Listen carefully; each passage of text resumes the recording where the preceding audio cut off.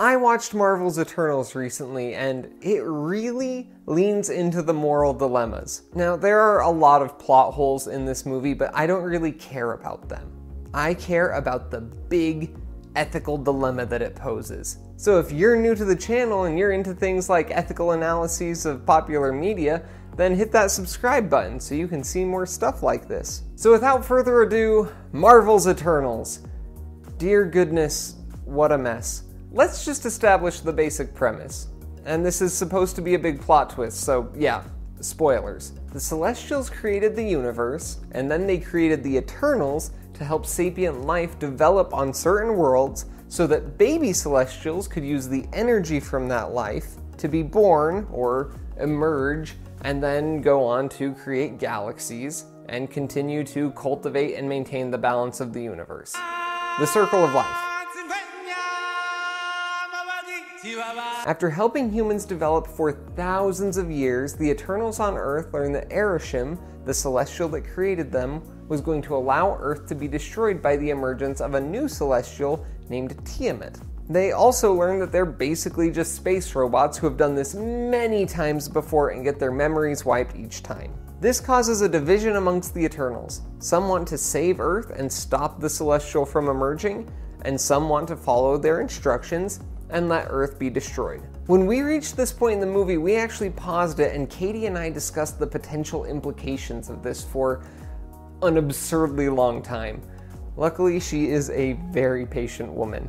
We identified 4 major components to this dilemma. I'm sure there are smaller things we can discuss in the comments, but for now we're gonna stick to these 4.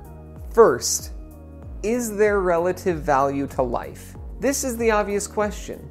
Is one celestial life worth 7 billion human lives? Or is all life to be valued equally? As humans, we definitely don't value all life equally. Almost everyone has killed a few bugs, and we kill plants and bacteria constantly. I can kill and eat a cow, and nobody panics. Well, a few vegans panic.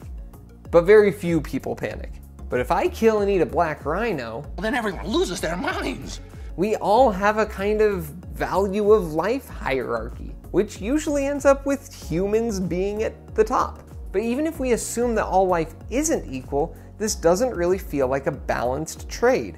7 billion to 1 is a huge difference. But let's put this in less cosmic terms. The Amur leopard is critically endangered, with less than 100 left in existence. Let's suppose that a baby Amur leopard will consume around 17,000 bunnies over the course of its lifetime. But even if you are the biggest bunny enthusiast in the world, you can't just go stab the baby leopard.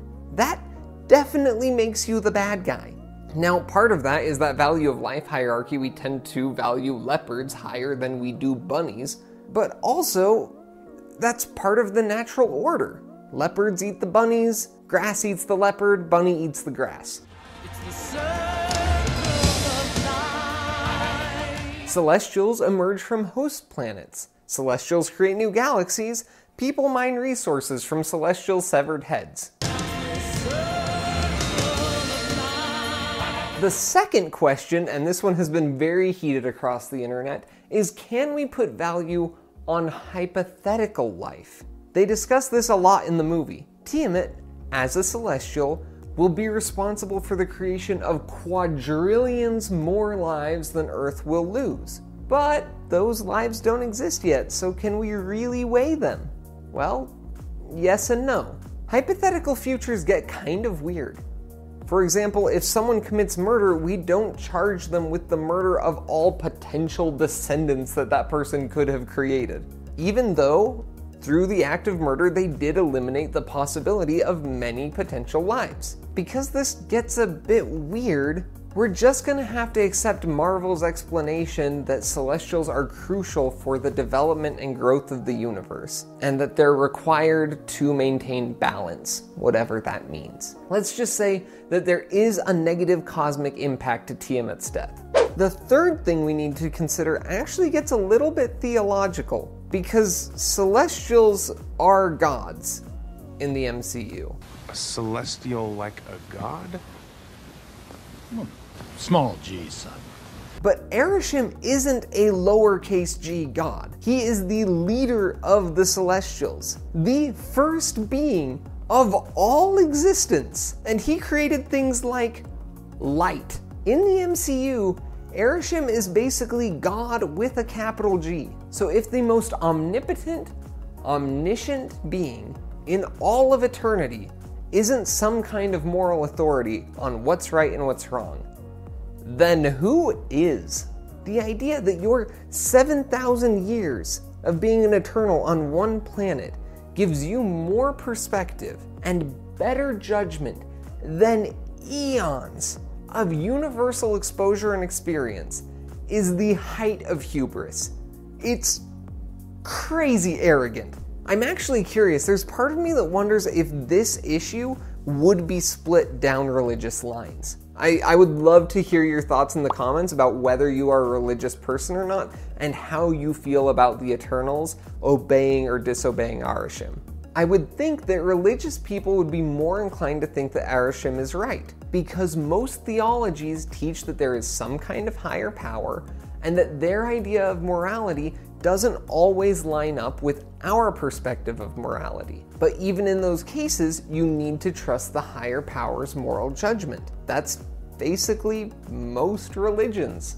Either way, I think it's wildly arrogant for the Eternals to think that they know what's best for the universe. But it isn't as arrogant as the last point, which is the worst one for me. And that is the idea of human exceptionalism.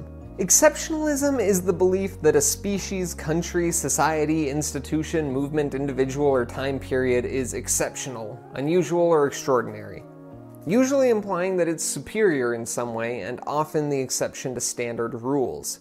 We all have a tendency towards personal exceptionalism. It's why we have the Dunning-Kruger effect, where everyone tends to overestimate their ability and think that they're above average, even though that kind of defeats the meaning of the word average. But not all personal exceptionalism is positive. While some people might think, I'm just so much better than other people, it's just as exceptionalist to think, man, I'm just so much dumber than other people, or something negative. Exceptionalism isn't always about being superior. It can just be about not fitting the norm. Basically, every teenager. And this movie's entire argument is that humans are just so freaking special. All the other planets with sapient life that hosted Celestials are completely fine to get destroyed. But because humans are so great, we can't be. Marvel does this a lot, and I can understand why. They are, after all, marketing their movies to humans.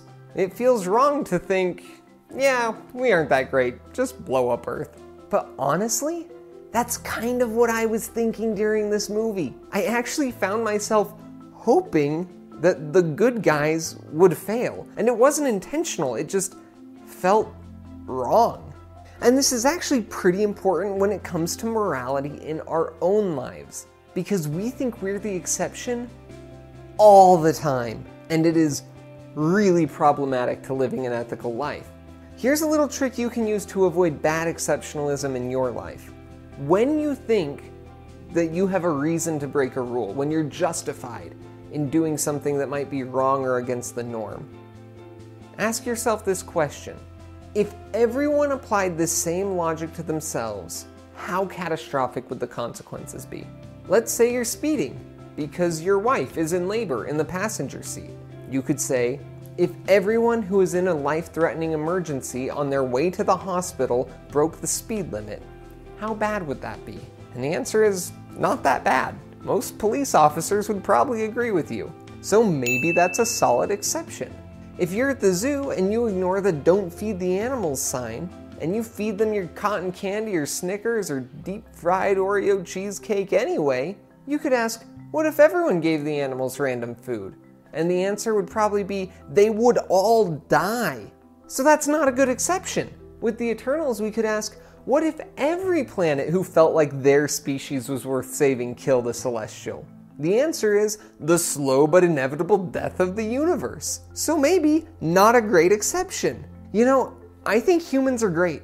We have done some really cool stuff. But if you look at a multiverse like the MCU, we just really aren't that special. And it's arrogant and stupid to think that we are. And in real life, exceptionalism is a surefire path to becoming a terrible person. You are special. You are important. You do matter.